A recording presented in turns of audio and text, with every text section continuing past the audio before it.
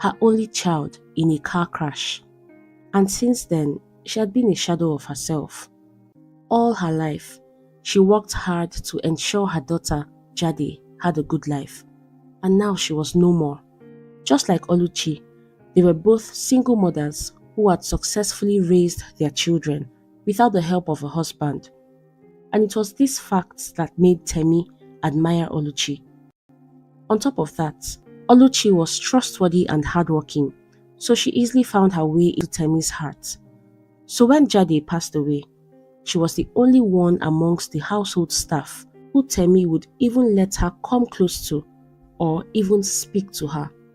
One of the nights when Temi woke up really sad, she wanted to speak to just one person, Oluchi. But Oluchi was not a living staff like some of the others. So the next morning, when Oluchi resumed her duty, Temi said to her, "Please move in with me. I need a friend. I need you." All her life, Temi had never really made close friends. Her business and Jade were her everything.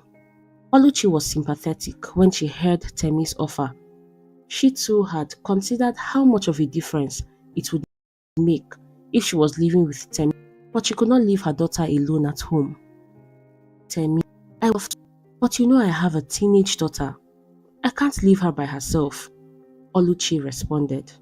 "Friend," Temi said, holding Oluchi's hands. "I have rooms in this house. Your daughter is welcome to stay in any of them. I just want you to be here with me." Oluchi was touched that Temi was willing to flaunt her long-standing no-community.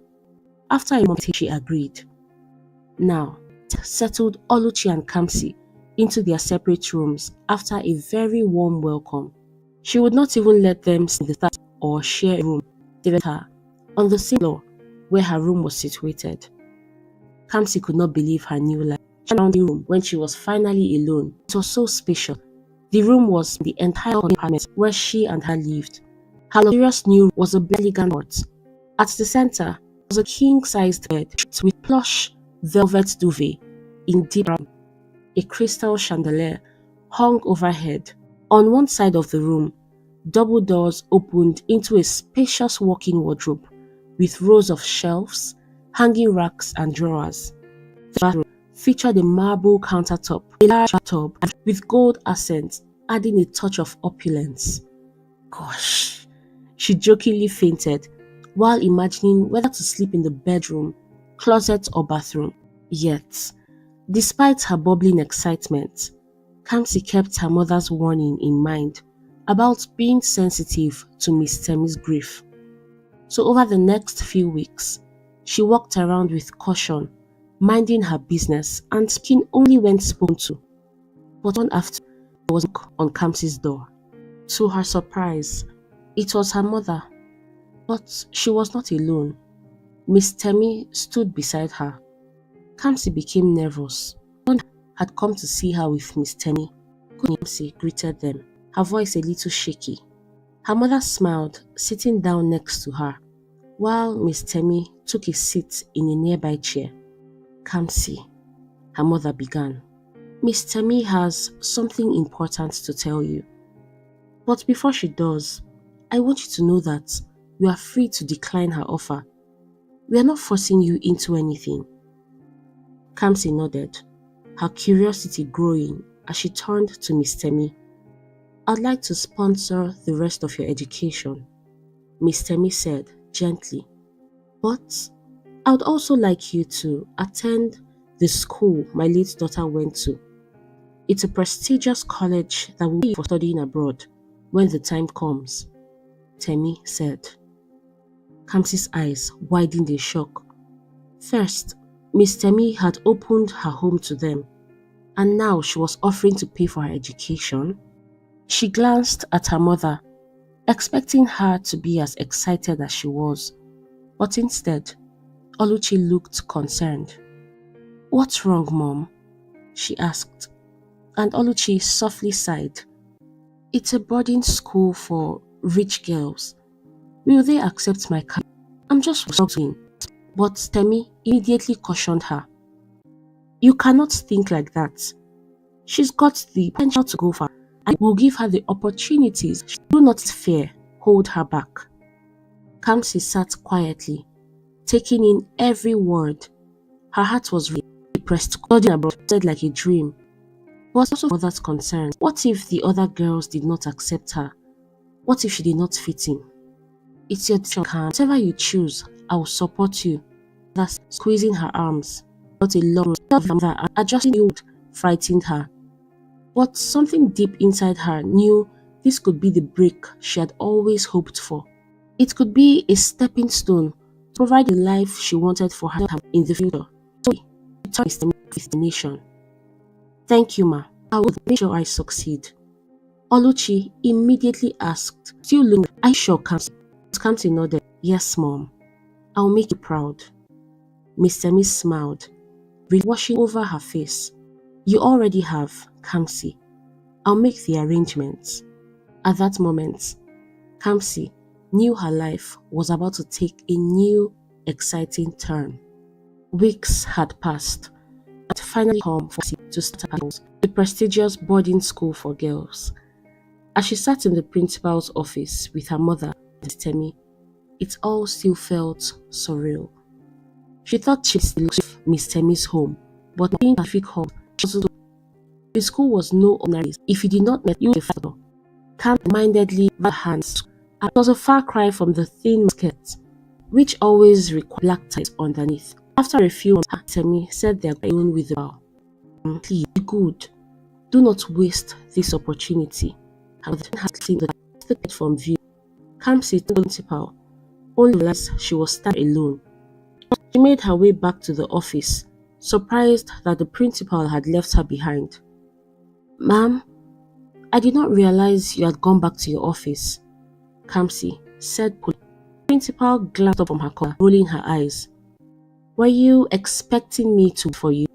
Kamsi came back to the principal and Miss Temi, assuring that at Pacific Halls. I'm sorry, Kamsi apologized quickly. Who will my dorm? Instantly. The principal raised an eyebrow. Dorm? She repeated slowly, as if tasting the word. Ah, I see. You're new here. We prefer to use the full termitory. You will need to adjust our style. The woman finally stood up and asked Kamsi to follow her. She would not even offer or call someone to help Kamsi carry her luggage. Struggling under the weight of her luggage, Kamsi did not let the principal's rudeness bother her. She was just excited to be there. When they reached her room, Kamsi's face lit up. It was beautifully arranged. The bed was taken, and the principal pointed to the empty one. It's so pretty, Kamsi explained. I thought I'll be in a room with bunk beds. The principal sighed, rolling her eyes again. Everyone is now. Unpack your things and make sure you don't steal anything, or you'll be expelled, she said coldly. Still, Kamsi was hurt. Now nodded, which didn't irritate the principal more. Kids, always reaping where they did not sow. The woman muttered angrily before me now and slamming the door. Kamsi on bed, as her earlier excitement gave her. Just winning echoed mine. For a moment, doubt crept in, but she quickly pushed it away. I can't wait to meet my new roommate, she whispered to herself, trying to focus on the things Temi had bought for her.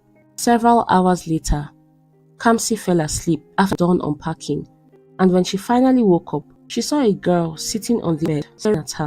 Hi, Kamsi said excitedly. She rubbed her eyes. Be my roommate, she added. But the girl stared at her more intensely. Hello? Kamsi repeated again. The girl quietly stood up, ignoring Kamsi.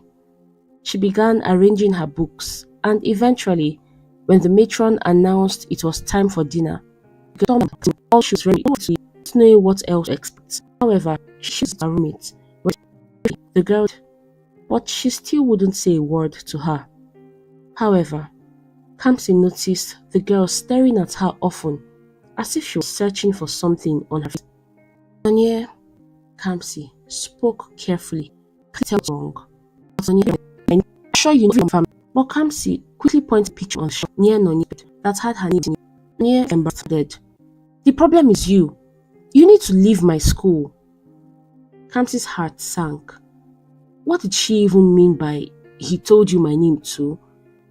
She began to wonder if she would ever catch a break in Pacific Halls. She had been excited to meet, but this was the welcome she expected.